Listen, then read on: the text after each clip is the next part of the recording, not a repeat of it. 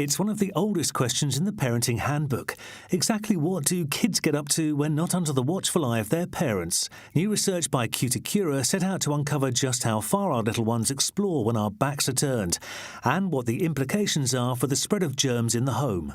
The experiment was carried out with 3 children from the Fowler family, who were armed with kid cams to see exactly what they got up to during the day. 5 other families were recruited online who carried out the experiment and provided additional insights for the research.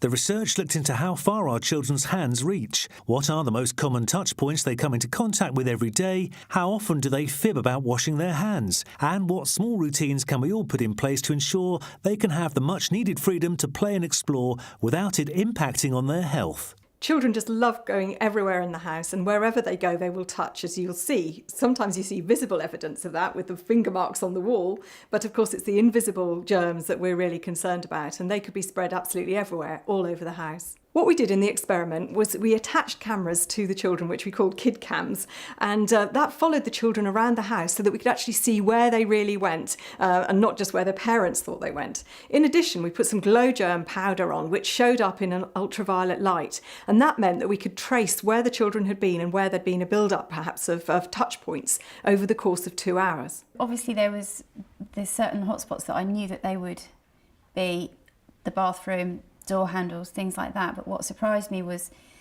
particularly with the youngest child, was going up the stairs, handprints against the walls, tables, on the floor even, and also how little they do wash their hands. 3-year-old Lila is the youngest of the family and by far the most active, running around the house, playing with blocks, grabbing a snack, watching TV, and of course stopping off for bathroom breaks. Her older sister, 8-year-old Darcy, is marginally less active but still covers almost every corner of the house during the test period. What's really interesting is when children touch something that's potentially dirty or infected and then spread it around the house, it's not just the children who could be at risk, it could be anybody else who comes into the household, and they could pick up those germs from surfaces and items and then use their hands to eat, for example, and thus there's a transfer of germs throughout the house. So the experiment that's been undertaken shows what's going on in every home, doesn't it, across the country. You know, and Lila and Darcy are typical of children all over.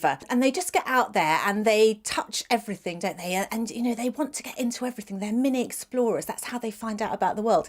And it's fantastic and fun, you know, as a mum to watch them, you know, being able to do that. Do you know, for all parents, it's fabulous to see your children getting out there. We just want to keep them safe and healthy. 11-year-old Elliot is the older brother of the girls. His day seems the most structured, as after a hearty breakfast and brushing his teeth, he goes about fixing his skateboard. I was really surprised to see that so many sites were actually touched. For example, 66 touch points were touched 240 times in just 2 hours. So a very high risk of contamination. And what was really interesting was that the children were going from dirty surfaces to clean surfaces, and therefore making those clean surfaces potentially contaminated.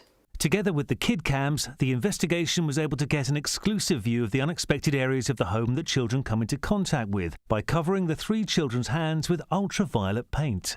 One of the interesting things about this experiment was that one child was shown not to wash her hands after going to the toilet, and that effectively meant that everything she touched afterwards became contaminated to an unacceptable level.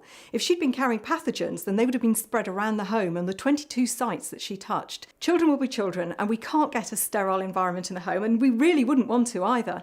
But just a few tricks, such as making sure that people wash their hands at the right time, that's going to save a load of contamination in the home that you really don't want. A recent survey showed that 1 in 5 adults admitted that they don't wash their hands regularly after going to the toilet. And I think, you know, as a mum or a dad, if we want our children to do it, good habits are caught from us. So it's important that they see us and see us doing it well.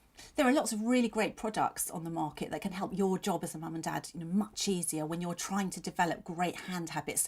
You can, for example, get longer lasting antibacterial hand washes. So as long as you're encouraging your child to wash their hands at key moments, after they've been to the toilet, when they're coming in from outside, before they have their meals, they're being protected for a longer time. And so that will keep them safe and healthy without you worrying as a mum or dad. The best way for children to learn always is for them to have fun doing it, and play is actually the best way for them to learn about their world. So when it comes to good hand habits, for example, you can use stickers and star charts especially for toddlers and little ones. They love those. Have them in the bathroom, where they're actually doing the hand washing, so that as soon as they've done it, you can put the sticker on the chart or the sticker on them and tell them what it's for. Be really specific. This is because you washed your hands really well and got into every part and moved all your fingers around the soap. The two experiments highlight the importance of touch in play, for not only both boys and girls, but also for all three of the different age groups. It's an important part of growing up and development, and a good opportunity to remind the younger members of the family of the importance of hygiene in the home.